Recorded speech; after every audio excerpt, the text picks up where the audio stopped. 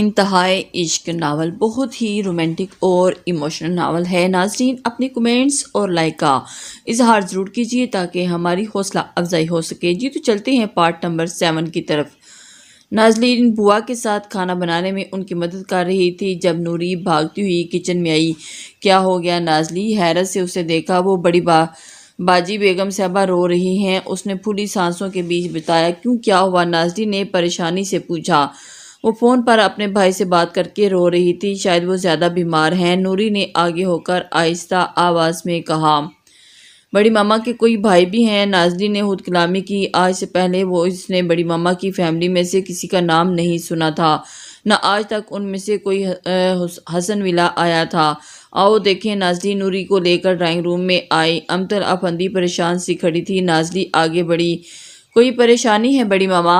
اس کے پوچھنے پر وہ اسے اگنور کرتی نوری کی طرف دیکھ کر بولی۔ جاؤ نوری، ڈرائیور سے کہو گاڑی نکالے۔ وہ اپنی بات کہہ کر کمرے کی طرف بڑھی۔ نوری نے اداسی سے نازلی کو دیکھا۔ وہ سر جھٹک کر مدھم سی مسکرائی۔ چلو جلدی جاؤ لڑکی، ڈرائیور کو گاڑی کا بولو۔ اس کے کہنے پر نوری سر ہلا کر باہر کی طرف بڑھی تو نازلی بھی خاموشی سے واپس کچن میں جانے کے لیے پلٹی۔ جب بڑی ماما پرس تھامے کمرے سے نکلی اور اس پر ایک سرسری نگاہ ڈال کر انہوں نے ہاجرہ بوا کو بلایا، پھر انہیں اپنے ساتھ آنے کا کہہ کر آگے بڑھی۔ نازلی ان کی پشت کو دیکھ پھر دکھ سے مسکرا کر کچن میں داخل ہوئی۔ کچھ دیر بعد نوری واپس کچن میں آئی۔ بڑی ماما چلی گئی۔ اس نے کھیرے کاٹتے ہوئے مصروف انداز میں پوچھا۔ جی، نوری نے آہستہ سے کہا۔ کچھ بتایا کیا انہوں نے؟ اماں کو بتا رہی تھی کہ تابین بی بی آئیں تو انہیں بتا دیں کہ وہ ضروری کام سے جا رہی ہیں، کل تک آ جائیں گی، نوری نے جواب دیا۔ اچھا نازلی اتنا کہہ کر کام میں مصروف ہوگی۔ نوری نے بغور ان کا چہرہ دیکھا، پھر کہنے لگی، آپ دکھی ہیں نا؟ نہیں تو نازلی نے نا میں سر ہلایا۔ بڑی بیگم صاحبہ کو ایسا نہیں کرنا چاہیے تھا، نوری نے افسوس سے کہا۔ کوئی بات نہیں نوری، تم اتنا مت سوچو۔ کام ختم کر کے وہ ہاتھ دھونے لگی۔ اور پھر میں چاہتی ہوں کہ آپ کو کوئی دکھ نہ ملے نازلی باجی، آپ اتنی پیاری ہیں کہ میرے دل سے یہی دعا نکلتی ہے کہ آپ کو بس خوشیاں ہی خوشیاں ملیں۔ نوری نے اسے دیکھ کر محبت سے کہا۔ نازلی نے حیرت سے اسے دیکھا، پھر یکدم سنجیدہ مسکرائی۔ چھوٹی سی نوری بھی بڑی بڑی باتیں۔ اس نے آگے بڑھ کر نوری کا گال تھپ تھپا کر بولی، میں انسان ہوں نوری، دکھ مجھے بھی ہوتا ہے، پر ایک یقین سا ہے کہ ایک دن سب کچھ ٹھیک ہو جائے گا اور ہماری کہانی بھی ہیپی اینڈنگ ہوں گی۔ بات مکمل کر کے وہ مسکرائی تھی۔ انشاءاللہ، اور اس کہانی میں آپ کے لیے ایک شہزادہ بھی تو آئے گا جو آپ کو اپنے ساتھ لے جائے گا، تبھی تو کہانی کی ہیپی اینڈنگ ہوگی۔ نوری اسے دیکھ کر شرارت سے بولی، شش، بچے ایسی باتیں نہیں کرتے۔ نازلی نے اسے گھورا۔ 15 سال کی ہوں نازلی باجی، کوئی بچی وچی نہیں ہوں میں۔ نوری نے منہ بسورا۔ نازلی ایک دم ہنسنے لگی۔ جی خاتون، آپ واقعی بڑی ہیں، نازلی نے اسے چڑھایا۔ توبہ، اتنی بھی بڑی نہیں ہوں جو آپ خاتون کہیں۔ اس نے منہ پھلا لیا تو نازلی نے اس کے سر پر چپت لگائی۔ چلو اب منہ نہ بناؤ، باکس لے کر آؤ، ذرا تمہاری خبر لیتی ہوں، میں بس 5 منٹ میں آئی، تب تک تم بھی جلدی سے کتابیں لے کر حاضر ہو جاؤ۔ وہ کہہ کر کچن سے باہر نکلی اور نوری صاحبہ رونے والی ہو گئی تھی۔ اب اس کی خیر نہیں۔ ماتھے پر ہاتھ رکھ کر وہ جلدی سے کتابیں لینے بھاگی تھی۔ موسم کو ذرا دیکھو، میں نے کہا تھا نا کہ کل آ جائیں گے، پر نہیں، تمہیں آج ہی گفٹ لینے کی پڑی تھی، آبی نے کار کی کھڑکی سے باہر دیکھتے ہوئے پریشانی سے کہا۔ وہ ڈرائیور کو لے کر شاپنگ کرنے نکلی تھی، شاپنگ کر کے اب گھر کی طرف جا رہی تھی۔ بس کرو، مجھے کیا خبر تھی کہ اچانک موسم بگڑ جائے گا، نور نے منہ بنا کر کہا۔ موسم کا نہیں، پر وقت کا تو معلوم تھا نا تمہیں، کیا ضرورت تھی اس وقت آنے کا؟ آبی نے اسے گھورا۔ تم اچھے سے جانتی ہو کہ شہریار کی برتھ ڈے آنے والی ہے اور مجھے ان کے لیے گفٹ لینا تھا، بس سوچا آج ہی لے لوں، اس لیے آگے اب تم میری جان ہی کھا لو گی۔ نور تپتی تھی۔ اچھا چپ کر جاؤ، پہلے ہی بجلی چمک رہی ہے، اوپر سے تم لڑائی بھی کرو تاکہ ہماری بے اتفاقی دیکھ کر یہ بجلی ہماری گاڑی پر ہی گرے اور ہم ڈائریکٹ اوپر چلے جائیں۔ آبی نے باہر دیکھ کر خوف سے کہا، جہاں کالی اندھیری پھیل رہی تھی۔ کیا مطلب ہے تمہارا؟ کہ لڑائی میں کر رہی ہوں، بجلی میری وجہ سے گرے گی؟ نوری پوری کی پوری اس کی طرف روح پھیر کر اسے گھورنے لگی۔ اے بی بی، معاف کرو مجھے، ساری غلطی میری ہے اور میری ہے جو میں نے تمہارے ساتھ آبی نے جھنجھلا کر ہاتھ جوڑ دیے۔ ہاں شکریہ تمہارے احسان کا جو تم میرے ساتھ آئی ہو۔ نور خفا ہو کر چہرہ پھیر گئی۔ اچھا خفا نہ ہو۔ اب آبی نے پیار سے اس کے بازو کو ہاتھ رکھا۔ بس دعا کرو جلدی سے گھر پہنچ جائیں۔ موسم بہت خراب ہے اور اندھیری بھی پھیل رہی ہے۔ اس کی فکر مند آواز نے نور کی پریشان کر دیا اور پھر باہر دیکھ کر ڈرائیور سے بولی بابا تیز ڈرائیو کرے۔ ڈرائیور نے گاڑی کی سپیڈ اور تیز کر دی۔ دونوں پریشان سی برستی بارش کو دیکھ رہی تھی۔ اللہ اللہ کر کے گھر پہنچی تو ڈرائنگ روم میں شہریار کو اپنا منتظر پایا۔ یہ بھی شکر تھا کہ بڑوں میں سے کوئی سامنے نہ تھا اور نہ ان کی خیر نہ ہوتی۔ نور نے بڑوں میں سے کسی کو نہ پا کر لمبی سانس کھینچ کر شہریار کو دیکھا، پر شہریار کے چہرے کے تاثرات دیکھ کر ان کی جان ہوا ہونے لگی تھی۔ آبی بھی اسے اتنے غصے میں دیکھ کر ڈر سی گئی۔ کہاں تھی تم دونوں؟ کوئی ہوش ہے تم دونوں کہ نہیں؟ موسم دیکھا رات ہو چکی ہے۔ یہ کون سا وقت ہے کہیں جانے کا؟ بولو۔ وہ غصے سے لال پیلا ہو رہا تھا۔ وہ لالا، آبی بولنے لگی جب نور نے اس کی بات کاٹی۔ ہم شاپنگ کے لیے گئے تھے۔ آبی جانا نہیں چاہتی تھی پر میں اسے زبردستی اپنے ساتھ لے گئی تھی۔ نور نے جھٹ سے کہہ دیا۔ شہریار تپ کر اسے گھورنے لگا۔ تمہارا دماغ تو ہمیشہ ہی خراب رہا، ہر الٹا کام تم سے ہوتا ہے۔ مانور بی بی تمہیں تو کچھ کہنا ہی فضول ہے۔ تم چاہے جو کرو مجھے اس سے فرق نہیں پڑتا، پر میری بہن کو اپنی فضول حرکتوں سے دور رکھو، سمجھایا سا اسے دیکھ کر چبا چبا کر کہتا وہ پھر آبی کی طرف گھوما اور آبی خبردار جو تم نے آئندہ اس کے فضول کاموں میں اس کا ساتھ دیا، میں دوبارہ ایسی حرکت نہ دیکھوں۔ اس کی بات پر نور نے نم آنکھوں سے اسے دیکھا۔ شہریار اپنی بات کہہ کر نور کو گھورتا باہر کی پلٹ بڑھنے لگا۔ دیکھا تم نے آبی، میں تو جیسے ان کی دشمن ہوں نا، آج بتاتی ہوں انہیں آخر سمجھتے کیا ہیں خود کو۔ وہ آبی کو اس بے درد شخص کے لیے گفٹ پکڑاتی، ہاتھ بڑھا کر آنکھیں صاف کرتی اس کے پیچھے گئی۔ نور کی بچی واپس آؤ۔ آبی کی بات سنے بغیر وہ وہاں سے چلی گئی۔ یہ لڑکی آبی افسوس سے سر پر ہاتھ مار کر اندر بڑھی۔ وہ جانتی تھی کہ اب دونوں کے بیچ تلخ کلامی ہوگی جس کی وجہ سے پھر دونوں نے ہی ڈسٹرب رہنا تھا۔ نور نے جلدی سے آگے بڑھ کر شہریار کا رستہ روکا۔ دونوں لان میں برستی بارش کے نیچے کھڑے تھے۔ آپ سمجھتے کیا ہیں خود کو؟ اس نے غصے بڑی نگاہ اس پر ڈالی۔ شہریار نے اپنے سامنے کھڑی اس نازک سی لڑکی کو گھور کر دیکھا۔ ہٹو میرے راستے سے۔ وہ دوسری طرف سے ہو کر جانے لگا۔ نور اس کے سامنے آئی۔ میں نے کہا ہٹو۔ وہ دانت پیس کر بولا نہیں ہٹوں گی۔ وہ ضدی لہجے میں بولی پہلے میری بات کا جواب دیں۔ کیا میں آپ کی کچھ نہیں لگتی جو آپ نے کہہ دیا کہ میں جو چاہے کچھ بھی کروں، آپ کو کچھ فرق نہیں پڑتا؟ اس نے مدھم آواز میں دکھ سے پوچھا۔ تیز بارش میں اسے بھگو ڈالا۔ شہریار نے اس کے روشن چہرے کو دیکھا۔ یہ چہرہ اس کی جان رہا تھا اور پر اس سے دور بھاگ رہا تھا۔ بولیں شہریار جواب دیں۔ اس کے چہرے پر نظریں جمائے وہ جواب مانگ رہی تھی۔ بارش بھیگتے بھیگتے کچھ نہیں لگتی تو میری سن لیا تم نے؟ اب ہٹو یہاں سے۔ اس نے ترشی سے کہا میں کچھ بھی کروں آپ کو فرق نہیں پڑتا؟ اس نے شہریار کی آنکھوں میں آنکھیں ڈال کر سوالیہ انداز میں پوچھا۔ ایک پل کو شہریار کا دل اس کی آنکھوں میں ڈوبا پر اگلے پل اس میں سر تاثر اتر آیا اور پریشانی پر بال پڑے۔ میری طرف سے تم جہنم میں جاؤ، جو کرتی ہو کرو، مجھے کوئی فرق نہیں پڑتا۔ سنا تم نے؟ مجھے کوئی فرق نہیں پڑتا۔ وہ غصے سے ایک ایک لفظ چبا کر کہتا واپس اندر کی طرف بڑھا۔ نور نے اداس نگاہوں سے اسے جاتے دیکھا۔ برستی بارش سے اس کے آنسوؤں کو چھپا دیا تھا۔ اس کے کپڑے بھیگ چکے تھے۔ شہریار کی پشت کو دیکھ کر وہ آہستہ سے چلتی نیم اندھیرے میں رکے بینچ پر بیٹھی اور اس کے بارے میں سوچتی رہ گئی۔ شدید سردی سے اس کا وجود ٹھنڈا پڑ چکا تھا پر دل میں آگ جل رہی تھی۔ اسے سردی محسوس ہی نہ ہوئی۔ وہ آنسو بہاتی اندھیرے میں گھورنے لگی اور اس کا دل کیا کہ وہ اونچی اونچی آواز میں رونے لگ جائے۔ یہ درد اس کی برداشت سے باہر تھا۔ وہ شخص جو اس کے دل میں بستا تھا، اس کا کہنا تھا کہ وہ اس کی کچھ نہیں لگتی۔ اس کے کسی بھی عمل سے اسے کوئی فرق نہیں پڑتا۔ کیوں نہیں پڑتا؟ اسے تو فرق پڑنا چاہیے تھا۔ وہ پاگل سی لڑکی اس شخص کی بے حسی کے باوجود اس سے محبت کرتی چلی جا رہی تھی۔ اسے ہر پل خیال رہتا، ہر وقت وہ اس کے درد اس کے حواس پر چھایا رہتا، پر اس ظالم کو اس سب سے کوئی فرق نہیں پڑتا تھا۔ وقت گزرتا گیا اور وہاں خاموشی سے بیٹھتی آنسو بہاتی رہی۔ شہریار کپڑے چینج کر کے فائل لے کر بیٹھ گیا، پر کام میں دھیان نہ لگا۔ دماغ میں مانور کے معصوم سوال گونج رہے تھے اور اس کا دل اس کی طرف بھاگتا، پر دماغ اسے ایسا نہ کرنے دیتا۔ دماغ میں دل کو اپنی مٹھی میں جکڑ رکھا تھا، جو چاہ کر بھی اس دیوانے کی باتوں پر پگھل نہیں سکتا تھا۔ کھڑکی سے ٹھنڈی ہوا کے جھونکے اندر آنے لگے تو بالوں میں ہاتھ پھیر کر لمبی سانس کھینچتا اٹھ کھڑا ہوا۔ کھڑکی بند کرنے کے لیے ہاتھ بڑھا کر پر وہاں دور کسی کو برستی بارش میں دیکھ کر بیٹھ کر تھم سا گیا۔ ماہنور لب آہستہ سے ہلے۔ اوف لڑکی، پاگل لڑکی! وہ پریشان سا جلدی سے کمرے سے باہر نکلا۔ اتنی ٹھنڈ میں وہ پاگل لڑکی بارش میں بیٹھی تھی اور وہ جلدی سے لان میں آیا اور ٹھنڈی ہوا کا جھونکا اس کے وجود سے ٹکرایا تو وہ جھرجھری لے کر اس کی طرف بڑھنے لگا۔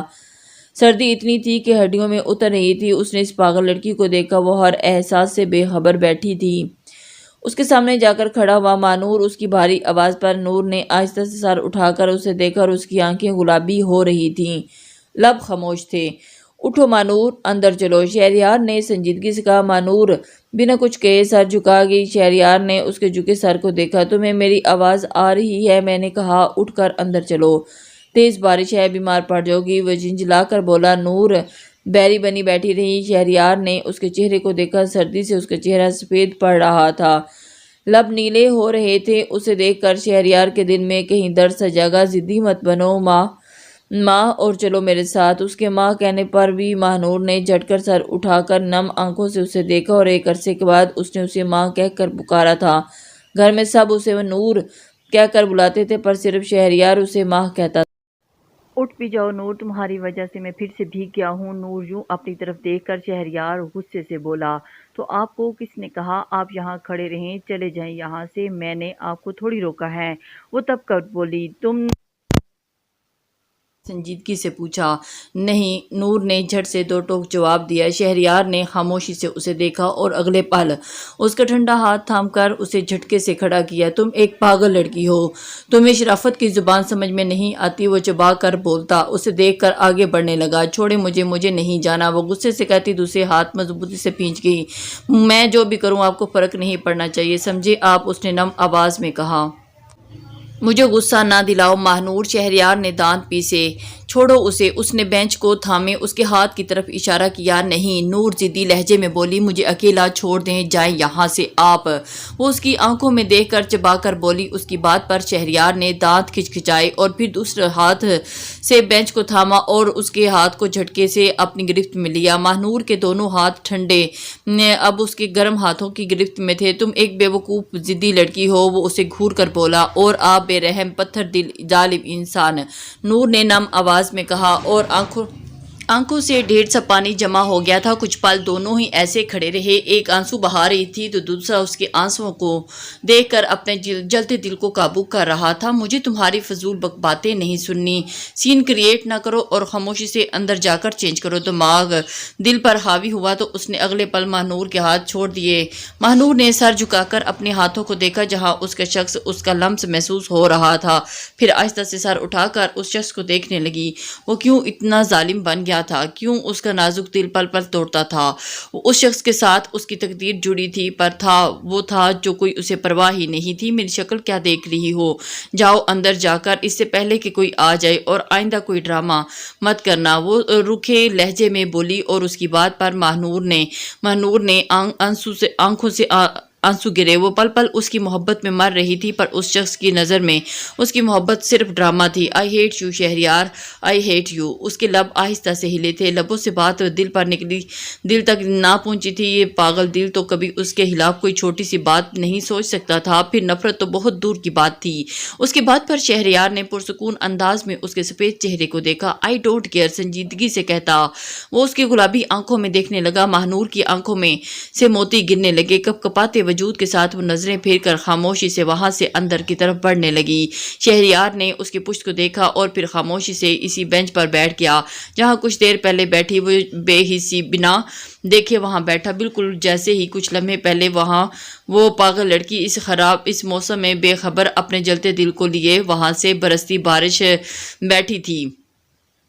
جیسے ہی وہ اپنے روم کی طرف آئی اور پھر کیا ہوا میری گڑیا کو، کیوں اس طرح پریشان بیٹھی ہے؟ سیماب نے نور سے نازلی کا چہرہ دیکھا۔ وہ کچھ دیر پہلے آنی کے گھر آئی تھی، ہلکی دھوپ میں دونوں لان میں بینچ پر بیٹھی تھی۔ کچھ نہیں آنی، اس نے نہ میں سر ہلایا۔ آنی سے چھپاؤ گی؟ وہ ہفکی سے بولی، مجھے ماما کی بہت یاد آتی ہے۔ اس نے نم آنکھوں سے انہیں دیکھا۔ سیماب نے خاموشی سے آگے بڑھ کر اسے گلے لگایا تو نازلی خاموشی سے آنسو بہانے لگی۔ شش میرا بچہ، تم آپی کے لیے دعا کیا کرو، اور میں بھی تمہاری ماما ہی ہوں نا، تم میرے پاس آ جایا کرو۔ وہ اس کی کمر سے ہلا کر آہستہ سے بولی، پھر اسے خود سے الگ کر آنسو صاف کیے، اور یوں رویا مت کرو میری گڑیا، تمہیں روتے دیکھ کر تمہاری آنی کا دل دکھتا ہے۔ انہوں نے دکھ سے اسے دیکھا۔ حسن افندی کی بے وفائی نے میری آپی کو ہم سے جدا کیا ہے۔ وہ تلخی سے بولی، پلیز آنی۔ ناظرین نے ایک دم انہیں دیکھا۔ بابا جان کے بارے میں یوں نہ کہیں۔ وہ آہستہ سے بولی، اوکے گڑیا، کچھ نہیں کہتی تمہارے بابا کو۔ انہوں نے مسکرا کر اس کے گال کو تھپکا تھا۔ تمہیں معلوم ہے نا، آپی نے اپنی ساری محبت تم میں منتقل کر دی ہے، اور تم دونوں ماں بیٹی کو تو اس شخص میں کوئی غلطی نظر نہیں آتی۔ آنی نازلی نے وارن انداز میں انہیں دیکھا اور ایک دم چپ ہو کر ہنسنے لگی۔ اچھا سوری۔ انہوں نے ہنس کر کانوں کو ہاتھ لگایا تو نازلی نے مسکرا کر ان کے گلے میں باہیں ڈالی تھی۔ لو یو میری پیاری آنی، وہ محبت سے بولی تھی۔ اپنا پیار، ہم بھی محبت کے منتظر ہیں۔ لیلا کی خفا آواز پر ان دونوں نے سامنے دیکھا۔ لو آ گیا میرا جیلس بچہ۔ سیماب نے ہنس کر لیلا کو دیکھا۔ اٹس ناٹ فیئر بھابی۔ لیلا نے منہ بسورا۔ یہاں آؤ اپیا کی جان۔ نازلی نے اس کا ہاتھ پکڑ کر اسے اپنے ساتھ بٹھایا۔ تم مناؤ میرے بچے کو، اور میں گئی اپنے دیوانے کو کال کرنے۔ سیماب لیلا کی پیشانی چوم کر اٹھ کھڑی ہوئی۔ ان کی بات پر وہ ہنسنے لگی تھی۔ ہاں جلدی جائیں، ورنہ اسد بھائی نے تو اٹھ کے گھر ہی پہنچ جانا ہے۔ لیلا نے ہنس کر نازلی کے ہاتھ پر ہاتھ مار کر کہا تو سیماب مسکرا کر جلدی سے اندر کی طرف بڑھی۔ ان کے جاتے ہی لیلا نے پھر سے منہ پھلا لیا۔ ارے پھر سے کیا ہو گیا؟ نازلی نے حیرت سے پوچھا۔ میں ناراض ہوں کسی سے، لیلا نے ناک چڑھا کر کہا۔ وہ 18 سال کی تھی، پر میڈم کے انداز بالکل بچوں والے تھے۔ اپیا کی جان کیوں ناراض ہے؟ نازلی نے ہنسی دبا کر پوچھا۔ ایک تو آپ اس دن دعوت میں نہیں آئی، اور پھر تب سے آج آ جائی ہو اتنے دنوں کے بعد، تو میں ناراض بھی نہ ہوں۔ چلو جلدی سے راضی ہو جاؤ نا یار، دیکھو آج تو آ گئی ہوں نا، چلو اب ناراضگی چھوڑو۔ اس نے پیار سے لیلا کا گال کھینچا تھا۔ ٹھیک ہے، پر ایک شرط پر۔ لیلا نے آنکھ گھما کر اسے دیکھا۔ کیا؟ نازلی نے سوالیہ انداز میں پوچھا۔ آج آپ لنچ اور ڈنر بھی ہمارے ساتھ کریں گی، پھر میں راضی ہوں گی۔ نازلی نے کچھ پل سوچا اور اوکے ڈن، اس نے مسکرا کر کہا۔ یاہو، آج تو بہت انجوائے کریں گے اپیا۔ لیلا خوشی سے کھل اٹھی تھی۔ یہ چھوٹی سی چلبلی شرارتی سی لڑکی نازک بہت عزیز تھی، بالکل اپیا کی جان۔ نازلی نے اس کے بال بگاڑے تو وہ کھلکھلا اٹھی۔ ہم لیڈیز بندے کا سلام قبول کریں۔ مردانہ آواز پر ان دونوں نے چونک کر پیچھے دیکھا۔ آہت بھیا! لیلا چیخ مار کر اس کی طرف بڑی۔ آہستہ لڑکی، بہرا کرو گی کیا؟ آہت نے بیگ نیچے رکھ کر لیلا کا سر کندھے سے لگایا، اور پھر دونوں ہنسی خوشی۔ اف بھیا، کیا سرپرائز دیا ہے آپ نے، میں کہیں پاگل نہ ہو جاؤں۔ پہلے اپیا نے سرپرائز دیا تھا اور اب آپ نے۔ اس نے خوشی سے اپنی فوجی جوان بھائی کو دیکھا تھا جو کہ اسے سرپرائز دے کر آیا تھا۔ پاگل مت ہونا، یا پھر کون سنبھالے گا تمہیں؟ آہت نے شرارت سے کہا، اور پھر نازلی کو دیکھا۔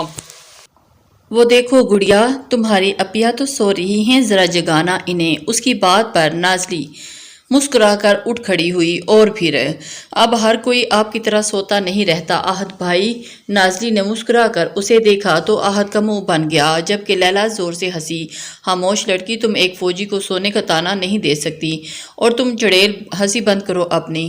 اس نے پہلے نازلی کو اور پھر لیلا کو گھورا۔ میں تو اپنی اپیا کے ساتھ ہوں، اس لیے ہنسوں گی ہی، لیکن لیلا نے آنکھیں گھما کر نازلی کے ساتھ کھڑی ہوئی۔ کیوں لیلا؟ بتاؤ نا ذرا کیپٹن آہت کو، یہ اکثر بیٹھے بیٹھے ہی سو جایا کرتے ہیں۔ نازلی کی بات پر لیلا نے زور زور سے اسبات میں سر ہلایا، اور پھر اگلے پل دونوں ہاتھ پر ہاتھ مار کر ہنسنے لگی۔ آہت نے دونوں کو گھوری سے نوازا۔ اسے یاد آیا کہ کیسے ایک بار صوفے پر بیٹھے بیٹھے ہی آہت بھائی کی آنکھ لگی، اور ان دونوں نے اس کی ویڈیو بنا کر سب کو دکھائی تھی، اس کا خوب مذاق اڑایا تھا اور آج تک اس کی بات کا ذکر کر کے اسے چڑھاتی تھی۔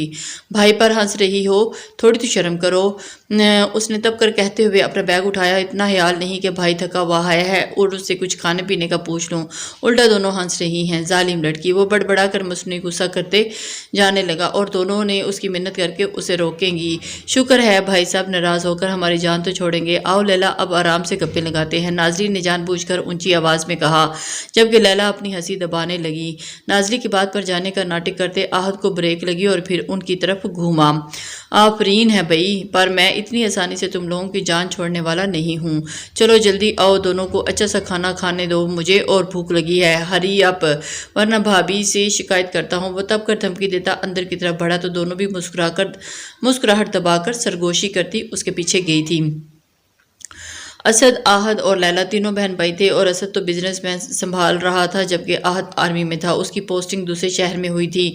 جب کبھی بھی اسے چھٹی ملتی تو وہ انہیں بنا بتائے اکثر سرپرائز دیا کرتا تھا۔ آرمی میں ہوتے ہوئے بھی وہ ایک شوخ مزاج لڑکا تھا۔ نازلی اور لیلا سے اس کی خوب بنتی تھی۔ لیلا کی طرح وہ نازلی کو بھی بہن سمجھتا تھا، اس لیے حق سے اسے لیلا کی طرح ٹریٹ کیا کرتا تھا، جبکہ لیلا اور نازلی بھی اسے چڑھنے کا کوئی موقع ہاتھ سے جانے نہیں دیتی تھی۔ تبھی ان کے مذاق سے بچنے کے لیے وہ مصنوعی حبکی کا سہارا لیتا، پر فائدہ تب بھی کچھ نہ ہوتا۔ وہ دونوں اس کے آہار ناٹک سے واقف تھی، اسے ہینڈل کرنا بھی اچھے سے جانتی تھی۔ یہ کیا ہو رہا ہے؟ وہ یونی سے آ کر سو گئی تھی، ابھی نیچے آئی تو دیکھا لان میں بڑا سا ٹیبل لگا کر لان کو سجایا جا رہا تھا۔ بڑی بیگم صاحبہ نے دعوت رکھی ہے، اسی کی تیاری ہو رہی ہے، نوری نے جواب دیا۔ دعوت؟ اچھا، اس نے سرسری سے کہا، یہاں پارٹیز اور دعوتیں عام سی بات تھی۔ کبھی امتل افندی کی دوستی انوائٹ کرتی تو کبھی تابین کو کوئی پارٹی ہوا کرتی تھی جن میں نازلی کم ہی شرکت کرتی تھی۔ اچھا نوری، میرے لیے کافی لے آنا، میں لائبریری میں ہوں۔ نازلی کی بات پر نوری نے سر ہلا کر کچن کی طرف بڑھی۔ نازلی لائبریری میں داخل ہوئی تو آج کچھ اچھا پڑھنے کا موڈ ہو رہا تھا اور بک لے کر ٹیبل کے پیچھے کرسی کر بیٹھی تھی۔ کچھ دیر کے بعد نوری اسے کافی دے گی، کافی کی سیپ لیتی وہ پوری طرح سے کہانی میں ڈوب چکی تھی۔ مہمان آنا شروع ہو چکے تھے۔ امتل بیگم ساڑی میں ملبوس سب کا ویلکم کر رہی تھی۔ حسن افندی اور تابین بھی وہیں موجود تھے۔ تابین نے بیبی پنک رنگ کا گاؤن زیب تن کیا ہوا تھا، بالوں کو سائڈ جوڑا بنا ہوا تھا، لبوں پر مسکان سجائے وہ سب کے پیچھے کھڑی تھی اور اس کی نظریں بار بار گیٹ کی جانب جا رہی تھی اور اسے بے چینی سے ہاشم کا انتظار کرتے دیکھ کر آج وہ پہلی بار گھر آنے والا تھا۔ وہ بے حد خوش تھا اور سامنے دیکھ کر اس کی آنکھوں میں حیرت جاگی تھی۔ جمال آغا نے تو اسے انوائٹ نہیں کیا تھا تو پھر یہاں کیسے؟ اگلے پل اس نے اپنی سوچ پر جھٹکا اور یہ کوئی بڑی بات تو نہ تھی، ماما بابا نے انوائٹ کیا ہوگا۔ سوچوں سے نکل کر اس نے سامنے دیکھا تو باقی سب کچھ بھول گئی۔ ہاشم خان موجود تھا، ڈارک چاکلیٹ سوٹ میں، سنجیدہ چہرہ لیا، لبوں کو کونوں سے ہلکی سی مسکراہٹ تھی۔ وہ حسن افندی کے ساتھ کھڑا تھا۔ تابین دھڑکتے دل کے ساتھ اس کی طرف بڑی۔ ویلکم! اس نے خوشی سے ہاشم کو دیکھا اور ہاشم سر ہلا کر حسن افندی کی طرف متوجہ ہوا۔ Nice to meet you sir. Hashim کے لہجے میں احترام تھا، ایک بزنس مین ہوتے ہوئے بھی یہ حسن افندی اور ہاشم خان کی پہلی ملاقات تھی۔ Same here young man. Hassan Afandi مسکرائے، اور آپ کے بارے میں بہت سنا تھا اور یقین کریں جو سنا تھا اس سے بڑھ کر پایا ہے۔ حسن افندی مسکرا کر بولے۔ ہاشم کے لبوں پر بے ساختہ مسکراہٹ پھیلی۔ سیم ہیئر سر، اس نے حسن افندی کے انداز میں کہا تو حسن افندی ہنسنے لگے۔ واقعی دلچسپ نوجوان ہیں۔ حسن افندی اس سے امپریس ہوئے تھے۔ تابیر مسکرا کر انہیں دیکھ رہی تھی۔ اسے ہاشم کا اپنے بابا جان سے بات کرنا اچھا لگ رہا تھا۔ کچھ دیر کے بعد حسن افندی ایکسکیوز کر کے وہاں سے چلے گئے تو وہاں ہاشم نے تابین کو دیکھا۔ جیسے ہی تابین، یو لک بیوٹیفل، اس کی بات پر تابین کے چہرے پر لالی سی پھیلی تھی۔ تھینک یو، اس نے مدھم آواز میں کہا اور اس کے چہرے پر خوبصورت رنگ بکھرے تھے، پر سامنے والے کی نگاہیں اس چہرے پر نہ تھی۔ وہ ارد گرد کسی اور کو تلاش کر رہی تھی، پر وہ خائن سی لڑکی اسے کہیں نظر نہ آئی۔ تابین نے غور سے ہاشم کو دیکھا کہ کسے تلاش کر رہے ہیں۔ محبت، اسے پرسکون انداز میں جواب دیا اور تابین الجھی تھی۔ پھر ایک دم مسکراہٹ اٹھی۔ وہ تو آپ کے سامنے آس پاس ہی ہے، اور اس نے ہنس کر کہا، بالکل میرے آس پاس ہی ہے۔ وہ ہلکا سا اس کی طرف جھکا، اور جلد ہی اسے پالوں گا، وہ اسے زومانی انداز میں کہا۔ اس کی بات پر تابین کا دل دھڑک اٹھا تھا، جبکہ دوسری طرف اس شخص کا دل دھڑکا تھا اور اہم ہیلو لو برڈز۔ جمال آغا ہنس کر ان کے ساتھ کھڑا ہوا اور اس کی بات پر ہاشم نے اسے گھورا، جبکہ تابین مسکرانے لگی۔ ہیلو آغا۔ تابین کے کہنے پر جمال آغا نے سنجیدہ کھڑے हाशिम को देखा। ताबीन कभी अपने दोस्त से भी कह दिया करो मुस्कुरा कर मिला करे। वो कमीनगी से हंसा। मेरा मुस्कुरा कर मिलना तुम्हें हजम नहीं होता जमाल आगा, इसलिए रहने दो। हाशिम ने रेस्टोरेंट वाली मुलाकात की तरफ इशारा करते हुए कहा और उसकी बात समझकर जमाल आगा कहका लगाकर हंसा। आज मैं बहुत खुश हूँ, इसलिए तुम मुस्कुरा कर मिल सकते हो। मैं तुम्हारे इशारों पर चलने वाला नहीं हूँ। और हाशिम ने तंजिया कहते हुए वहां से चला गया। और जैसे ही जमाल आगा ने कहकर लगाया तो ताबीन ने उसे घूरा, फिर हाशिम के पीछे जाने लगी। जब जमाल आगा ने उसका हाथ थामा था, उससे अच्छा तो मैं नहीं हूँ, उसने मुस्कुरा कर अपनी तरफ इशारा किया। और इससे अच्छा दूसरा कोई नहीं है, समझ आई मिस्टर, ताबीन ने संजीदगी से उसे कहा और फिर आगे बढ़ गई। जमाल आगा कोई भी मौका खाली हाथ नहीं जाने देता। फिर मदम मुस्कुराहट के साथ अपने हाथ की तरफ इशारा किया। ओके, जमाल आगा ने सर्द अंदाज में कहकर उसका हाथ छोड़ा। ताबीन पलट कर चली गई। जमाल आगा दांत पीस कर उसकी पुश्त को सर्द नजरों से देखने लगा। ताबीन का हाशिम की तरफ पलटा। एक एक कदम जमाल आगा के दिल पर पड़ रहा था। उसने शदीद नफरत से दूर खड़े हाशिम को देखा। उसे वक्त का एहसास न हुआ। वो मगन सी किताब पर नजरें जमाए बैठी थी जब दरवाजे पर दस्तक होने से एकदम चौंकी थी। लाइब्रेरी का दरवाजा खुलते ही उसने सामने देखा कि हसन अफंदी उसके सामने खड़े हैं। हसन अफंदी अपनी बेटी, उसे वक्त का एहसास ही नहीं हुआ। मगर सी किताब पर नजरें जमाए खड़ी थी। दस्तक हुई, दरवाजा खुला। सामने खड़े शख्स को देखकर वो कुर्सी से उठ खड़ी हुई।